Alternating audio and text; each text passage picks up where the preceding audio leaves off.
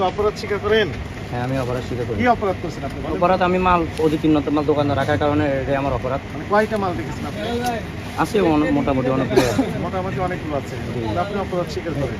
কিন্তু এখন এগুলো তো ব্যবসা করতে পারবেন না। হ্যাঁ, ঠিক আছে বস। তাহলে আপনি কি আমি এগুলো পরিকল্পনা কি পরিষ্কার করে দিব। আমি আর কোনোদিন এটা রাখবো না। প্রতি মাসে মাসে এগুলো আমি চেঞ্জ করবো এবং দেখবো দোকান ইয়ে রাখবো যে কোনো এক্সপায়ার মাল না থাকে এবং এটা আলাদা করে রেখে দিব। আলাদা করে রাখবেন? কোম্পানিকে দেওয়ার জন্য ডিক্লারেশন দিবেন যেগুলো মেয়াদের তো প্রয়োজন না। না না, বিক্রির জন্য এটা আলাদাভাবে অন্য জায়গায় রেখে দিব। রাইট, এখানে রাখতে পারবেন। আপনি যেমন বললেন যে কাস্টমারকে দেখে দেখে দেন যে মেয়াদ হ্যাঁ, আমরা দেওয়ার সময় এগুলো বলার সুযোগ ঠিক আছে বস, ঠিক আছে। আপনি নেক্সট আর কাস্টমার আছে একসাথে। আপনি কয়জন সার্ভিস দেন এখানে? 2 জন, 3 জন? 3 জন। 10, 15 জন, 20 জন কাস্টমার একসাথে অনেক সময় চলে আসে।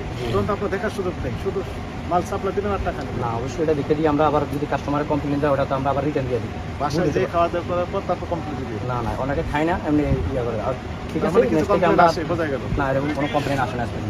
আপনি তো বলবেন যদি আসে কোম্পানি অনেক কাস্টমার তো দেখে যে ভাই আমি এই জিনিসটা আনছি, আপনার তো ডেট নাই, হতে পারে আপনার মানে এরকম আপনি সারাদিন কাম করার মধ্যে আপনার একটা ভুল হতে পারে।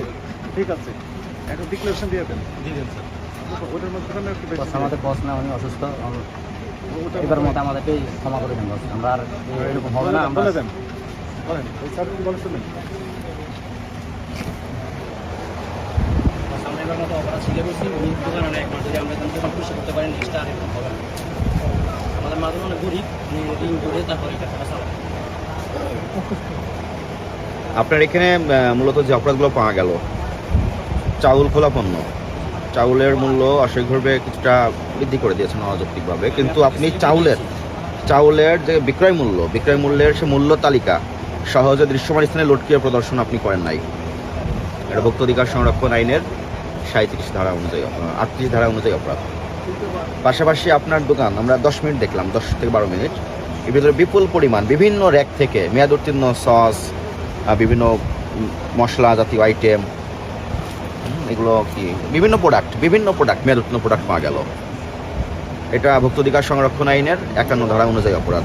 2টি অপরাধ সংগঠিত হয়েছে। 2টি অপরাধে আপনার এখানে সংগঠিত হয়েছে। আপনি এই অপরাধ স্বীকার করেন? আমি অপরাধ স্বীকার করছি, আমি আমার ভুল স্বীকার করছি। আমাদের বস না, এই জন্য আমি আপনাদের কাছে ক্ষমা চাচ্ছি। এই অপরাধে আপনাকে সতর্কতামূলক জনস্বার্থে 20,000 টাকা আর্থিক জরিমানা করা হলো এবং আপনি আজকে থেকে এই দোকান প্রথমে একটা শুদ্ধি অভিযান দিবেন। মেয়াদ উত্তীর্ণ যত পণ্য আছে এগুলো সব রিমুভ করে একটা পাত্রে নির্দিষ্ট জায়গায় সংরক্ষণ করবেন, সেখানে লিখিত ঘোষণা দিয়ে, এবং আপনার খোলা যে পণ্যগুলো আছে এইগুলোর মূল্য তালিকা সহজে দৃশ্যমান স্থানে লটকে প্রদর্শন করতে হবে। জরিমানা করিয়ে না, নেক্সট আপনি যদি পান আপনার দেশের দিবেন, আমরা এসে আমার দোকানে প্রথমবারের মতো